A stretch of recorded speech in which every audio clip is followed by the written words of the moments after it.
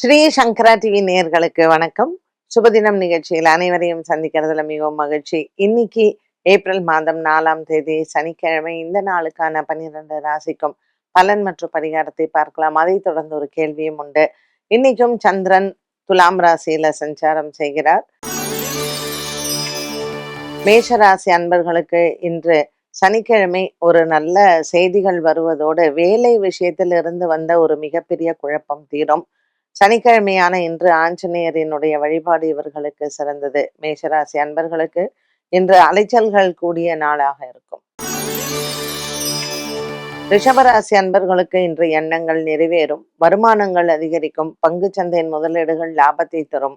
ரிஷபராசி அன்பர்களுக்கு இன்று பெரியவர்களின் ஆசீர்வாதங்களும் கிடைக்கும். ஆன்மீக ஆர்வங்கள் அதிகரிக்கும். இன்று ரிஷபராசி அன்பர்களுக்கு வியாபாரம் மற்றும் தொழில் சார்ந்த விஷயங்களில் பொருளாதார உயர்வு உண்டு. மிதுன ராசி அன்பர்களுக்கு மனக்குழப்பங்கள் தீரும். ராசிநாதன் புத பகவான் ராகுவுடன் பாக்கியத்தில் இருப்பது இன்று உங்களுக்கு வேலையில் இருக்கக்கூடிய ஒரு சில சுமைகள் குறையும். பங்கு சந்தையின் முதலீடுகள் லாபத்தை தரும். வீடு வாங்குவது விற்பதும் லாபம் உண்டு. கடகராசி அன்பர்களுக்கு இன்று மனதில் இருக்கக்கூடிய பாரங்கள் குறையும். கொடுக்கல் வாங்கல் ஆகியவற்றில் இருந்து வந்த ஒரு சில குழப்பங்கள் தீரும். நண்பர்களின் உதவி மனதிற்கு ஆறுதலாக அமையும். இன்று கடகராசி அன்பர்களுக்கு பொருளாதார சிக்கல்கள் தீரும். சிம்மராசி நேயர்களுக்கு இன்று மனதில் இருக்கக்கூடிய குழப்பங்கள் தீரும். இன்றைய நாளில் உங்களினுடைய எண்ணங்கள் நிறைவேறும். பிரிந்தவர்கள் ஒன்று கூடக்கூடிய நாளாக அமைகிறது. சனிக்கிழமையான இன்றைய தினத்தில் ஆஞ்சநேயருக்கு வழிபாடுகள் செய்து மேலும் இன்று வெண்ணெய் காப்பு சாற்றுவது நல்லது.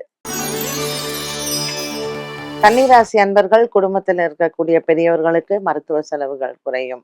7ஆம் இடத்தில் சூரியன், சனி மற்றும் செவ்வாய் பார்வை இருப்பதனால் கன்னிராசி அன்பர்களுக்கு உடல் ஆரோக்கியத்தில் அவ்வப்போது சின்ன சின்ன பிரச்சனைகள் வந்து போகலாம். பெரிதளவுக்கு பாதிப்புகள் எதுவும் இல்லை என்றாலும் 10ஆம் இடத்தில் இருக்கக்கூடிய குரு பகவானால் அவ்வப்போது வேலை விஷயங்களில் பாரங்கள் அதிகரிக்கும். துலாம் ராசி நேயர்களுக்கு இன்று மனம் விட்டு பேசுவதற்கு நண்பர்கள் வருவார்கள். நண்பர்களின் உதவி இன்று ஆறுதலாக இருக்கும். உடன் பிறந்த சகோதர சகோதரிகளால் இன்றைய நாளில் உங்களினுடைய மனதில் நல்ல ஒரு உற்சாகத்தையும் தைரியத்தையும் பார்க்கலாம். துலாம் ராசி அன்பர்களுக்கு இன்று எண்ணங்கள் நிறைவேறும். விருச்சிகராசி அன்பர்களுக்கு பல நாளாக இருந்து வந்த மன போராட்டங்கள் மாறும். நண்பர்களால் ஏற்படக்கூடிய ஏமாற்றங்களும் இன்றைய நாளில் தீரும்.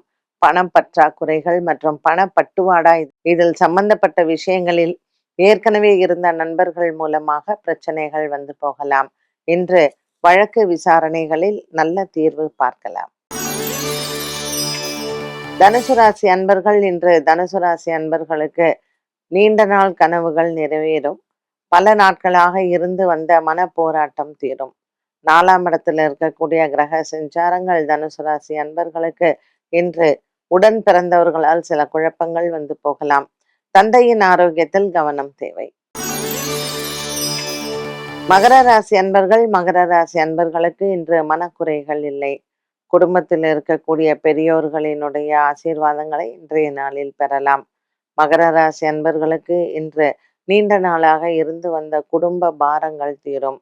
கொடுக்கல் வாங்கலில் இருந்து வந்த பிரச்சனைகளுக்கும் நல்ல ஒரு மன மாற்றத்தை நீங்கள் பார்க்கலாம். கும்பராசி அன்பர்களுக்கு இன்று குடும்ப சுமை தீரும். பல நாட்களாக இருந்து வந்த மன போராட்டத்திலிருந்து நீங்கள் வெளிவரலாம்.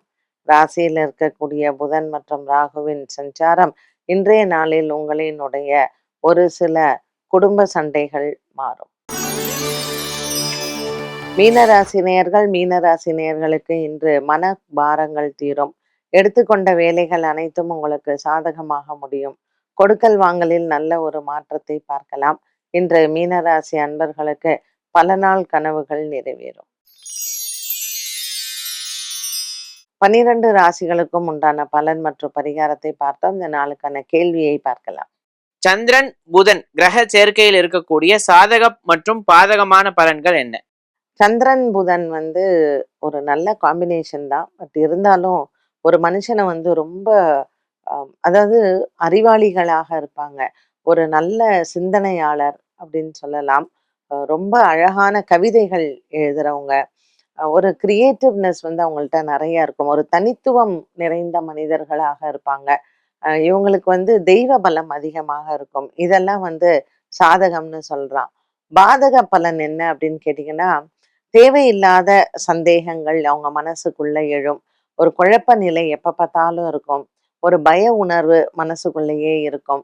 ஸோ இதெல்லாம் வந்து அதே மாரி உங்களுக்கோட இன்ட்யூட்டிவ் பவர்ஸ் ரொம்ப சூப்பரா இருக்கும். நீங்க சந்திரன், புதன் காம்பினேஷன் அதுவும் மிதுன ராசி, கன்னி ராசியாக இருந்து சந்திரன், புதன் சேர்ந்திருந்தாங்கன்னு வச்சுக்கோங்களேன், இவங்கெல்லாம் கண்டிப்பாக ஆன்மீக சேவைகள், ஜோதிடர்கள், ஜோதிடத்துல வாக்கு பலிதம் இருக்கக்கூடிய ஒரு தன்மை உடையவர்கள், இந்த மாதிரி தான் அவங்க கண்டிப்பா இருப்பாங்க.